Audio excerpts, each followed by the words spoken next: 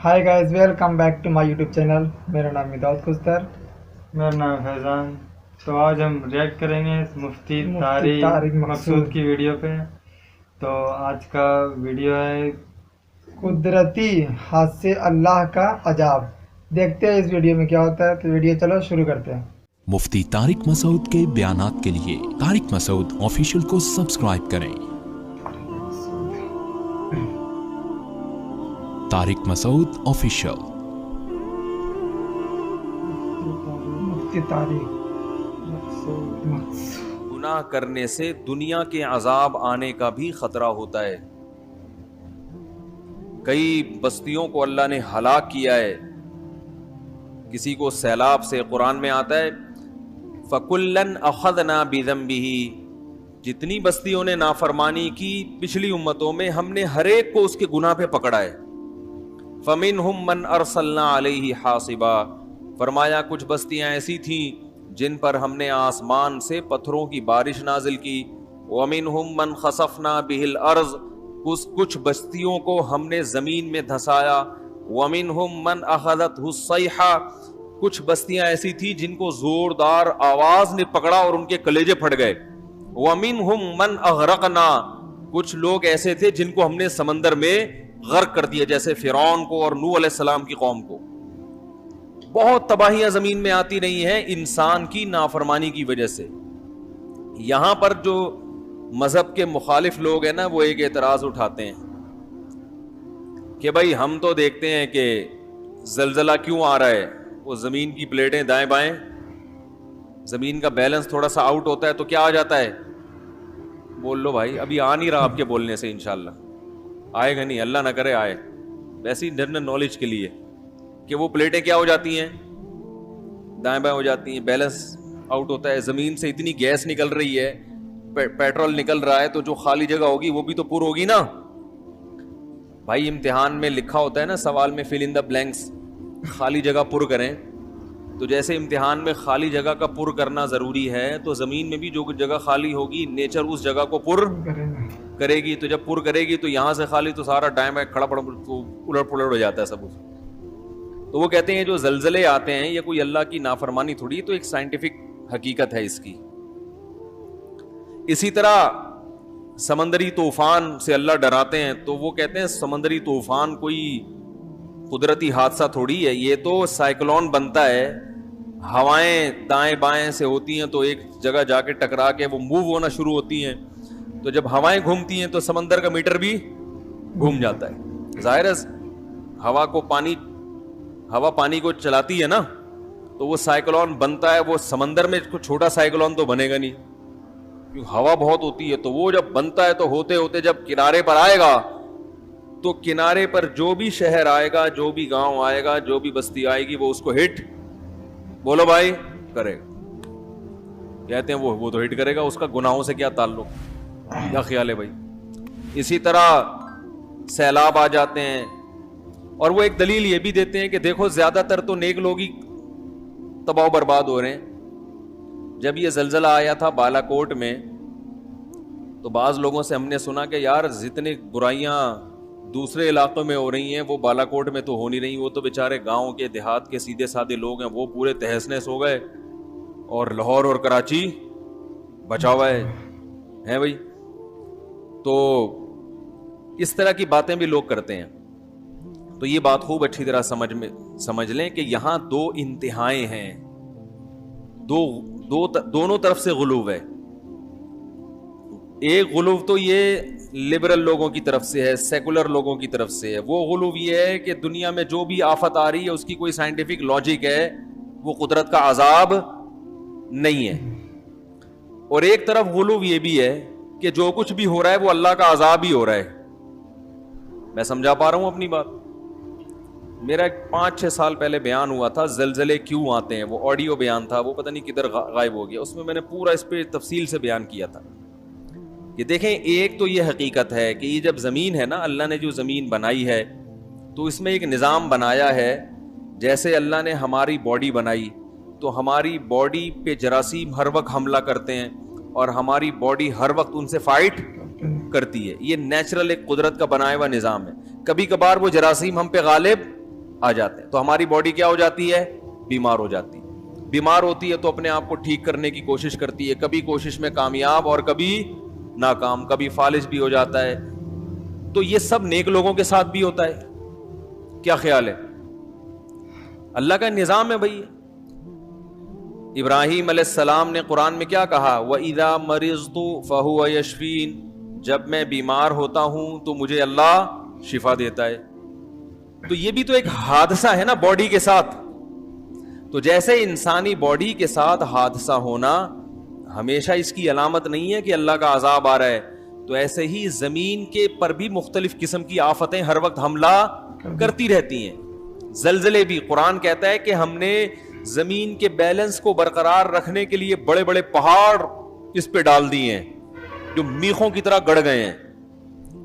اس کا مطلب کیا ہے کہ زمین ڈس بیلنس, بولو نا بھائی, ہوتی ہے. زمین ڈس بیلنس ہوگی تبھی تو اس کو بچانے کے لیے پہاڑ ہیں. ہاں اسی وجہ سے دیکھو پہاڑی علاقوں میں زلزلے زیادہ آتے ہیں, اس لیے کہ وہاں زمین زیادہ ڈس بیلنس تھی, تبھی اللہ نے کیلیں ٹھوک دی نا. صحیح بات ہے. پتہ نہیں کیا ہو گیا آپ لوگوں کو, میں چھوڑ کے اچھا بھلا تیار کر کے گیا تھا 1.5-2 مہینے میں پھر ویسے ہی ہو گئے. آپ اسی کے لیے بیٹھے ہوئے, یہ ہر وقت یوں گھماتے رہتے ہیں کہ اس کو پیچھے کرو. ڈاکٹر ذاکر نائک سے کسی نے سوال پوچھا تھا کہ اگر پہاڑوں سے زمین کا بیلنس قائم ہوتا ہے تو پہاڑی علاقوں میں زلزلے زیادہ کیوں آتے ہیں؟ انہوں نے بڑا پیارا جواب دیا کہ یہ ایسا ہی ہے کہ ہسپتال اگر بنے ہیں مریضوں کو شفا دینے کے لیے, تو سب سے زیادہ مریض ہسپتال میں کیوں ہوتے ہیں؟ نہیں یہی بات سمجھ میں بھائی, اسپتال کا مقصد کیا ہوتا ہے؟ مریض ٹھیک ہو جائیں. تو آپ کو ہسپتال کے علاوہ اتنے مریض نظر نہیں آئیں گے, سب سے زیادہ مریض کہاں نظر آئیں گے؟ تو بھائی وہیں ہسپتال, مریض ہیں تو ہسپتال ہے نا, انہی مریضوں کو تو ٹھیک کرنے کے لیے, تو صحت مندوں کو ٹھیک کرنے کے لیے تھوڑی ہوتے ہیں اسپتال. تو اللہ نے قرآن میں فرمایا ہم نے زمین کے بیلنس کو قائم رکھنے کے لیے اس میں بڑے بڑے پہاڑ میخوں کی طرح گاڑ دیے ہیں. اور یہ میخ کہتے ہیں کیل کو نا, تو یہ بھی ایک سائنٹیفک حقیقت ہے کہ پہاڑ جیسے کیل جو ہے نا جب ٹھوکی جاتی ہے تو اس کے جڑ زیادہ اندر ہوتی ہے اوپر سے کم. تو یہ پہاڑ جو ہے نا جتنے اوپر ہوتے ہیں اس سے زیادہ نیچے ہیں, ان کی جڑیں پھیلی ہوئی ہوتی ہیں, پورا ایک پہاڑ ہوتا ہے جو اندر دھسا ہوا ہوتا ہے. دیکھو اللہ نے کیسے 1400 سال پہلے بتا دیا تھا کہ یہ کیل کی طرح ہے, یعنی اس میں اشارہ دے دیا کہ یہ اندر زیادہ ہے باہر کم ہے. تو اللہ تعالیٰ نے انہی علاقوں میں پہاڑ زیادہ قائم کیے جہاں ڈس بیلنس ہونے کا خطرہ زیادہ تھا. تو اگر یہ پہاڑ نہ ہوتے تو یہ بہت ہچکولے کھاتی زمین, لیکن اللہ نے وہاں پہاڑ ڈال دیے. لیکن کبھی کبھار ڈس بیلنس ہوتی ہے, کیونکہ اللہ نے یہ کہا ہی نہیں کہ میں نے اس کائنات کو بنایا تو اب اس پہ کوئی حادثہ ہی نہیں آئے گا. تھوڑا سا اللہ نے ایسا آپشن رکھا ہے کہ کچھ نہ کچھ. دیکھو اللہ ہمیں ایسا بھی بنا سکتے تھے کہ ہم بیماری لیس ہو جاتے بالکل. کیا خیال ہے؟ ہمارے جراثیم جو ہم پر حملہ کرتے, تو ہمارے جراثیم جو ان سے فائٹ کرتے وہ اتنے طاقتور ہوتے کہ ہمیشہ ان پہ غالب ہی آتے رہتے, پھر ہم کبھی بھی بیمار نہ ہوتے. لیکن اللہ کی حکمت نے اس کا تقاضا کیا کہ ایسا نہ ہو. کیوں تقاضا کیا وہ میں ابھی انشاءاللہ بتا رہا ہوں. ایسا کیوں کیا اللہ نے؟ کہ تھوڑا سا رکھا ہے کہ بھئی کچھ حملہ بھی ہوگا. تو اللہ نے پہاڑ زمین پہ قائم کیے زمین کے بیلنس کو برقرار رکھنے کے لیے, مگر اتنا اچھا سسٹم نہیں کر دیا کہ ذرا سا زلزلے کا امکان ہی ختم ہو جائے. تھوڑا بہت اونچ نیچ, بولنے میں کوئی جا رہا ہے یار, تھوڑی بہت اونچ نیچ ہوتی رہے گی. اس میں کیا حکمت ہے میں اس کی طرف ابھی آ رہا ہوں. تو یقیناً ایسا ہوتا ہے کہ ہر عذاب قدرت کی طرف سے, ہر حادثہ قدرت کی طرف سے عذاب نہیں ہوتا. ساری دنیا کے سارے لوگ نیک بن جائیں پھر بھی سمندر میں سائیکلون بنیں گے. یہ تو قدرت کا نظام ہے, ہوائیں جب چلیں گی تو سب کچھ ہوگا. جیسے آپ کی باڈی پہ حادثہ وہ تو زیادہ خطرناک ہوتا ہے نا زمین پہ حادثے سے, وہ تو ڈائریکٹ آپ پہ حملہ ہو گیا نا. تو آپ کتنے ہی نیک بن جائیں جراثیم آپ کو نہیں چھوڑیں گے. تو کتنے ہی نیک بن جائیں یہ قدرتی حادثے بھی آپ کی جان, بولو بھائی, نہیں چھوڑیں. پھر قدرتی حادثے تو وہ ہوتے ہیں جن کی کوئی سائنٹیفک لاجک ہو, اور ایک ہاتھ سے وہ ہوتے ہیں. یعنی سائنٹیفک لاجک کا میرا مقصد یہ ہے کہ وہ قیامت تک ہوتے رہیں گے. یعنی زمین کو اللہ نے بنایا ہی ایسا ہے کہ یہ کچھ نہ کچھ اٹک پٹک اس میں ہوتے ہی رہے. چلتی رہے گی. ہوا کا کبھی یہاں خلا پیدا ہو گئی تو ہوا جب آئے گی, اب دیکھو حبس ہوتا ہے نا تو ویکیوم بن جاتا ہے, تو پھر جب ہوا آتی ہے تو پھر بہت اسپیڈ سے آتی ہے.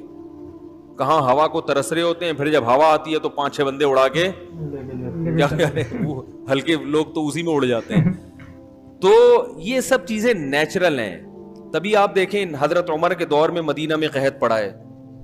حالانکہ حضرت عمر کا دور تو عدل و انصاف کا اس سے بہتر دنیا میں کوئی مثال ملتی نہیں ہے, لیکن مدینہ میں, اور قحط بھی کہاں پڑا, مدینہ میں قحط پڑا. اتنے پیارے لوگ, اتنی بہترین حکومت, مگر قحط کی یہ حالت تھی کہ حضرت عمر نے حدود ساقط کر دی کہ چور کا ہاتھ نہیں کاٹا جائے گا. اس لیے کہ ایسے بھوک سے لوگ تڑپ رہے ہیں کہ بھائی ابھی بھی ہم چور کا ہاتھ کاٹیں تو ہو سکتا ہے بیچارے نے اپنا پیٹ بھرنے کے لیے کہیں چور, جان بچانا تو فرض ہے نا بھائی. مسجد کے چپل چورانا جائز نہیں ہے, اس لیے کہ کوئی چور سمجھے کہ یار میں بھی مجبور ہوں ننگے پاؤں, تو لیکن جان بچانا تو فرض ہے نا. تو جان بچانے کے لیے حضرت عمر نے کہا ہو سکتا ہے بیچارہ جان بچانے کے لیے چوری کر رہا ہو, تو وہ چور کے ہاتھ کاٹنا کیا کر دیا, منع کر دیا, بند کر. ایسا قحط پڑا تھا. تو یہ قحط بھی پڑتا آ رہا ہے, مسلمان بھی اس سے ہلاک ہوئے ہیں, غیر مسلم بھی ہلاک ہوئے ہیں, کیونکہ اللہ کا ایک بنایا ہوا نظام ہے. کبھی قحط ہوگا, کبھی بارشیں ہوں گی, کبھی زلزلہ آئے گا, کبھی طوفان آئے گا. اسی طرح جب بارش ہوتی ہے, اب مجھے یاد ہے کراچی میں چند سال پہلے بارش ہوئی تو اتنی اسپیڈ سے بارش ہوئی ہے کہ کھارادر ڈوب گیا. اس میں کروڑوں روپے کی مالیتوں کا لوگوں کا نقصان ہوا. ایک صاحب کا کتابوں کا اسٹاک تھا, ان کا بزنس تھا, وہ پورا گودام پانی میں ڈوب گیا. یا تو بارش ہو نہیں رہی تھی, ہوئی ہے تو پورا گودام ڈوب گیا. اب جن کا گودام ڈوبا وہ میرا خیال ہے کھارادر کے سب سے نیک آدمی وہی تھے ہیں. اب اس بارش کو اگر آپ کہو کہ یہ اللہ کا عذاب ہے, تو عذاب کیا گلشن اقبال والے کھارادر والوں سے زیادہ نیک ہیں کیا؟ گلشن والوں کو کچھ بھی نہیں ہوا. ہم ناظم آباد میں رہتے ہیں, ہمیں ابے کیا ہو گیا, کچھ بھی نہیں ہوا بول دو نا. ہم ناظم آباد میں رہتے ہیں, ہمیں کچھ بھی نہیں ہوا.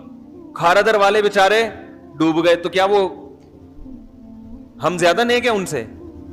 بھئی ایسی تو کوئی رپورٹ آج تک کسی کتاب میں نہیں پڑھی کہ حدیث میں آئے ہو کہ جو ایک زمانے میں کراچی آئے گا اس میں کھارادر کے لوگ زیادہ نیک ہوں گے, ناظم آباد کھارادر کے لوگ برے ہوں گے, ناظم آباد والے کیا ہوں گے اچھے. نہ کوئی ایسا کوئی ابھی تک کوئی رپورٹ سامنے آئی ہے کہ وہاں برائی زیادہ ہے.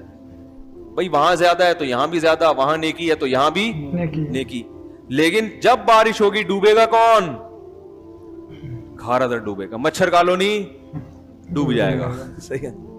وجہ اس کی ہے کہ وہ نشیبی جگہ پہ ہے, اور فطرت کا قانون ہے کہ پانی ہمیشہ کہاں جاتا ہے بھائی نیچے جائے گا نا. تو جو پہاڑی پہ ہے وہ بچے گا, جو نیچے ہے وہ کیا ہوگا, وہ ڈوب جائے گا, لازمی ڈوبے گا. چاہے وہ تہجد, چاہے ان سب کے 4 مہینے لگے ہوئے ہوں, چاہے وہ چلے لگا کے آئے ہوں, چاہے وہ بہت نیک ہو. بارش یہ نہیں دیکھے گی بھائی تو تیرے چہرے پہ داڑھی ہے یا نہیں, پانی یہ دیکھے گا کہ تو نیچے رہتا ہے کہ اوپر رہتا ہے.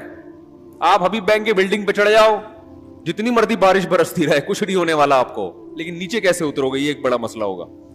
تو یہ جو ہے نا, تو کچھ مذہبی لوگوں نے بھی اس میں غلو کیا ہے.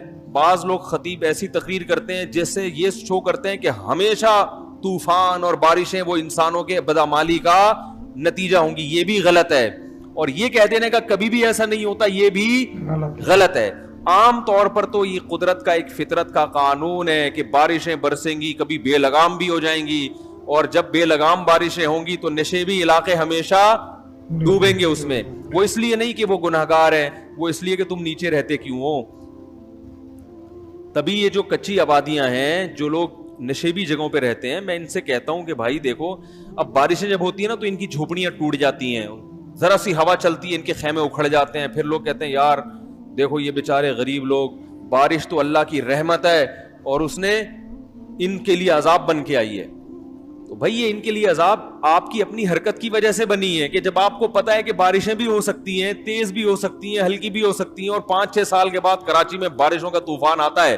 ایک جھٹکا کراچی میں ہر چند سالوں کے بعد ایسا آتا ہے کہ وہ تباہی والی بارش ہوتی ہے.